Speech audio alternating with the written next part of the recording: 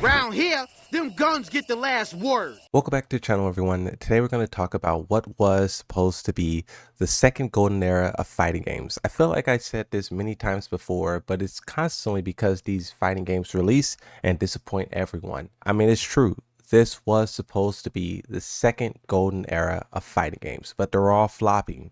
They're all underperforming. They're all having terrible releases. When you look at the 5-year history and go all the way back, Guilty Gear Strive was the first one to come out. And that one, honestly, is doing pretty good. The developers put out a good update a couple of months ago, and they reverted a lot of the stuff that the players didn't like. And the netcode is good. The gameplay is good. The viewership is high. That game's doing as perfect as one could. King of Fighters, you don't really hear too much about this game. It's kind of like being washed away with all of the new fighting games that's coming out. It's not really staying competitive in the year 2026. Another game that didn't even come close is DNF Duel. That game flopped so hard it was dead in like a month. Before its release though, it was the most talked about thing on the planet. I don't know what happened to that game. Maybe someone who's still playing it to this day can explain down below in the comment section.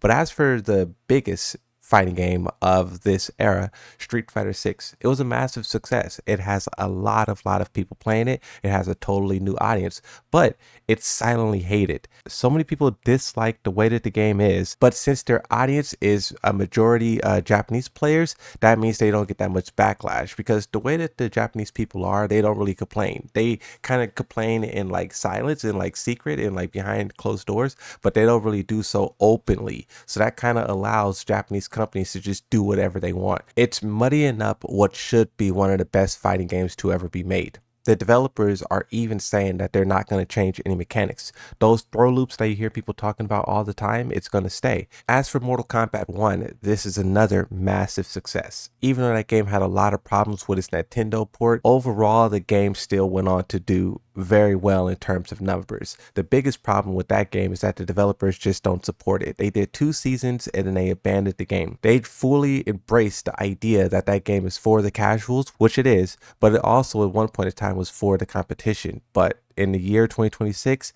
that doesn't exist anymore. As for Tekken 8, the sales remain hidden. They haven't given us an update since season 1. We're on season 3, halfway through it, by the way. The overall gameplay design is highly controversial, and just like the Street Fighter 6 developers, they say they're not going to change these mechanics. As for Fatal Fury City of the Wolves, I rarely hear people say bad things about it. And then as for the next release, you have 2XKO, and once it finally hit the shelves, no one cared about it at all. The development of the game was also rough, and on launch it was considered a flop, and a bunch of its staff was laid off. For Invincible Versus, a similar thing happened. The combat and gameplay was considered clunky. It had some online issues, and that resulted in, once again, some staff being laid off.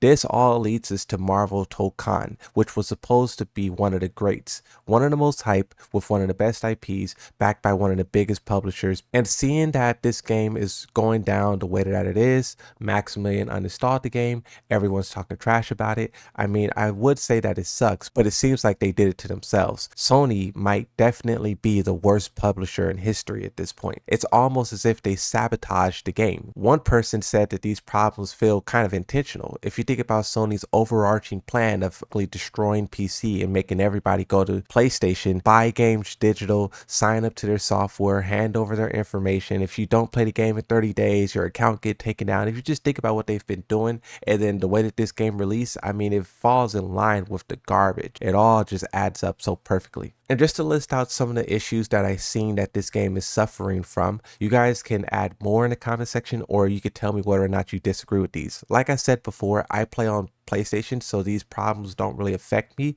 but I think it's my duty to report on these because, you know, the more people we have talk about these things, the more likely it is for it to be fixed and faster. So some of the issues that I've seen is, one, PSN account is required for Steam.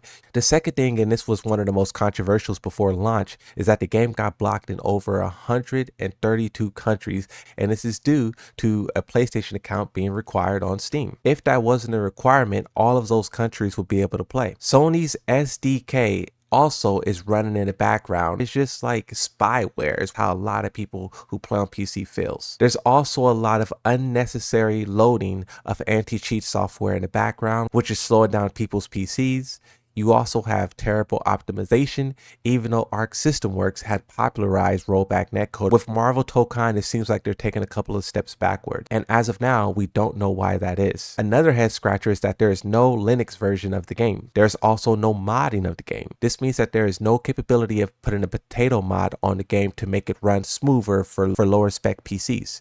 There is no hitbox images, and there's also no recolors with mods. Modding is such a big thing. Even Street Fighter and Tekken 8 allows it. I think Mortal Kombat even allows it as well. The developer of that game, the lead, Ed Boon, was even interacting with some mods, so you can see how it's embraced by other fighting games. And then another thing that you cannot do is rip the models from the game. A lot of people were complaining how you can't create any fun animations, and then the Gooners out there was talking about how you can't create any Goon animations. We know how much free publicity Marvel Rivals get for having these two things active. So once again, Sony's not making any sense there with that decision. All of these issues that I listed out is basically resulting in some players refunding the game, and it's also shattering the review score. It's going back and forth between mostly negative, negative, and mixed. It will probably level out in the mixed category because sadly enough, the game is honestly not bad. The game is fun. The game is awesome. Everyone who plays it loves it. Well, not everyone, but you get my point. The annoying part is that people cannot play the game, and this is resulting in the player count dropping from 30,000, which honestly it should have been way higher than that. If you take into consideration all of the connection issues, people weren't even able to get on at the same time to make the player count what it was truly supposed to be.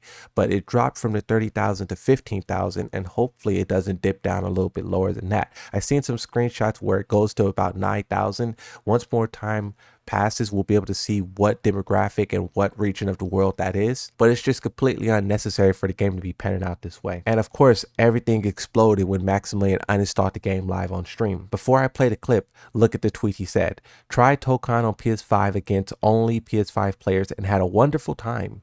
Even with a 3-bar, 100+ MS, matches were smooth. Just going to stay away from the PC version completely until things get figured out. These guys have to quickly put together some type of patch to fix this, because the longer that this goes on, the more people that try to get refunds, the more people that quit the game, it's only going to cause permanent damage. How often is it that people return to a game that they quit? But now let's take a look at the clip here where Maximilian actually uninstalls, because this happened live on stream. So it starts off here with Maximilian playing in an online match. He's using Wolverine, Blade, Carnage, and Doctor Doom. I actually seen him posting some Doctor Doom memes on Twitter. And this is the thing. People don't hate the game. They like the game, right? But, you know, with the game being unplayable, it kind of forces your hand to uninstall. Look at the glitched out victory thing. Look at the crazy ass glitched out victory above my life bar. I'm trying to do hard fucking combos in this shit, dude. This is bad, chat. I don't think I can play this anymore. It's making me like the game significantly less. It's just like, the game's unfun when we have to deal with all this. You can't do anything. You just have to, like, watch it stutter like crazy, you know? I've pretty much come to the conclusion I have to, probably abandon the PC version. I think that's it. I think I'm going to be playing, the next time we stream, I'm going to exclusively be playing the PlayStation 5 version. That's it. The PC version is just, it's too frustrating. It's too frustrating running a gambit of this even working, to being really frustrating, to knowing that the PlayStation version, you can only play PlayStation people and be completely fine. So, yeah, I think I'm good. It doesn't even make me want to get better at the game. It just makes me frustrated. Let me do this. So I don't tempt myself again. Let me uninstall this so I do not have to... so I make sure I do not play it again, because it's not worth it. It's not worth the frustration. So that's a devastating blow, right? One of the biggest content creators of fighting games, and then also the biggest supporter of fighting games, because Maximilian isn't a doomer, right? Maximilian loves fighting games and he puts up serious money behind them. I'm going to casually put out a $10,000 bounty for anybody that can solve the issue of making rollback netcode work in Ultimate Marvel 3. Smash Melee community did it, man. They did it in like a friggin' emulator wrapper. Somehow they made matchmaking, they had rollback netcode. I'd be willing to put my money towards it to help support this community and to help support this game for the long run. Hopefully they could fix these problems. There's a lot of dedicated people who just want to play the game. That's all the gamers want at the end of the day.